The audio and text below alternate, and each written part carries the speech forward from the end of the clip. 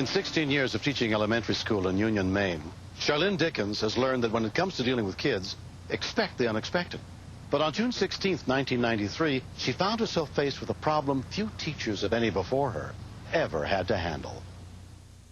Hi guys, how you doing, Chris? Come on in, find a seat, we'll get ready to go back out for the field day. It was a real hot day. Excuse. Hi, Jan. The kids were just coming in from recess and trying to cool off. Okay, come on in. Paul, one of my students, had a canteen that had been given to him as a gift. He filled it up with water and went and sat down with his friends.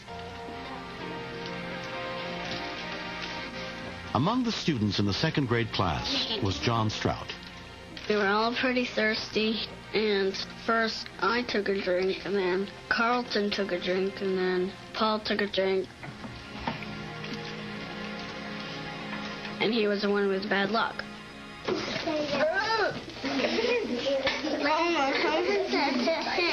What's wrong? At first I couldn't understand what he was saying. The third time I figured it out. Mrs. Dickens. Yeah, John? Paul's got his tongue stuck in the canteen. What? Paul, come here. Paul, let me see. Just relax. I looked in, and it seemed to be that the threads had holes right on the tongue. Got his tongue stuck in the canteen. Paul, how did this happen? Let me see if I can do anything. There was a real panicked look in his eye. Gosh, it's right on there, isn't it? I twisted it just a little bit because I didn't want to injure him, but suction held it right in place so that there wasn't any give to it at all. Hey, guys, relax. I realized that I needed somebody else with a little bit more expertise to help me out. That's it. Keep them going around your waist. Keep trying. Gym teacher Joe Lufkin was supervising field day activities. Pretty good. One of the aides signaled to me across the gym. Okay, keep going. I'll be right back. He said that he had a little problem here with this student. Paul has his tongue stuck in the canteen. I noticed the kid was pretty concerned, so I realized it wasn't just a joke. Just getting a drink. Can you breathe okay? The teachers send any injuries to me. That hurt? Okay. It's not that I know a whole lot, but I can do the routine things, and also I have the ice.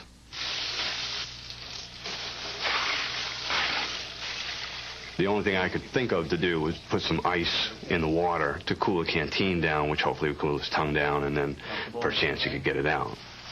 Okay. How's it going? The ice water didn't have much effect. Does it make it easier to pull on it? Can you pull on it now? I felt really helpless. Can you do it? And the only thing I was able to do was just keep him from getting real upset and making matters worse. Just try to relax, okay, hon? I decided that this is going nowhere and this is out of my league, so I better call somebody. He has his tongue stuck in what? Okay. The Maine State Police Department was called in to help. Sonny, you're not going to believe this one. Attention all Union ambulance personnel. We have a reported call at the elementary school for a 9-year-old boy with a canteen on his tongue. They say canteen? Yeah. Okay. I've extricated people from a lot of things, but never a canteen. I said, we're going to have to figure this one out as we go along. Volunteer EMT Pat McAllister headed to the school. Your mouth nice and wide for me. I tried to put my fingers in and physically back the tongue out, but it wasn't budging at all. They're pretty tight, isn't it? Then there was concern like, okay, this isn't going to work. Now what? Pat's husband, Mike, a volunteer ambulance driver and electrician, decided to go by the school to see if he could be of assistance. At home, it was kind of comical, but when you get there and you see how scared he is, you just try to do everything you can to help him out. As additional rescue units continue to arrive, Paul's mother, Beth Benner, heard about the problem and rushed to the school. At first I thought, he's got a canteen on his tongue. I'll get there and we'll get it off and it will be no big deal. It's right off and then you go back. When I saw him then, I knew that it's really, really stuck. Doesn't make any noise at all, okay? Let me hear it again.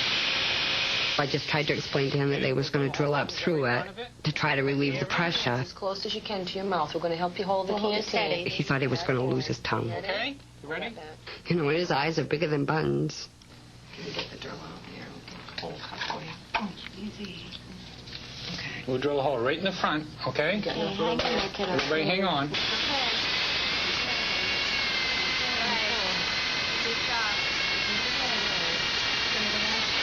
Okay, we're in. Okay? Okay. I want you to try to see if you can pull it off for me a little bit. When I went to manipulate the tongue, it still didn't budge. There was no relief at all with that hole. Mike said, well, let me try blowing into it and see if that will help. Okay, As he blew, I tried to physically back the tongue out again, and still, it just was not budging.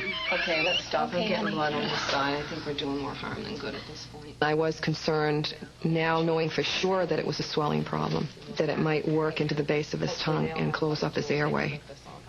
At that point, we made the decision to transport him to the hospital. Oh, boy. You load it in, okay? We saw him going into the ambulance, and he still had the canteen on his tongue. Right onto it. I thought they might have to cut his tongue off to get the canteen off. Into a room. We get you. 9-year-old Paul Benner was taken to Penobscot Bay Medical Center, where emergency nurse Charlotte Fowley took over. And help get that canteen off your tongue. Children lots of times stick things up their nose and in their ears, but this is a first. Okay. Paul, can you open your mouth a little bit? We're going to put a little lubricant around your tongue. We decided that we would try the lubricant, the KY jelly, to see if we could slide it off. Help her pull it a little bit. That's just not working. We were not successful at that, so we knew that we had to attempt to cut it off.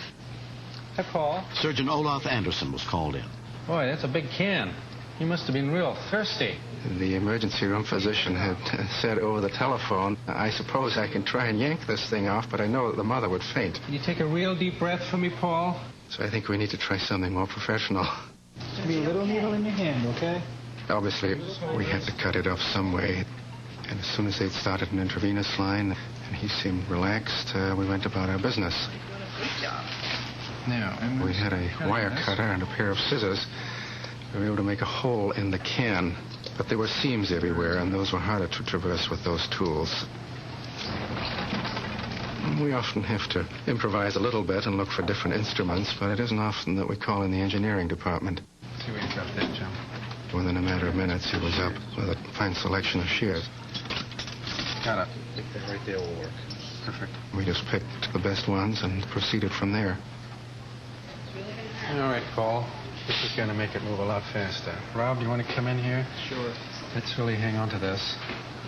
Hold it nice and steady for me.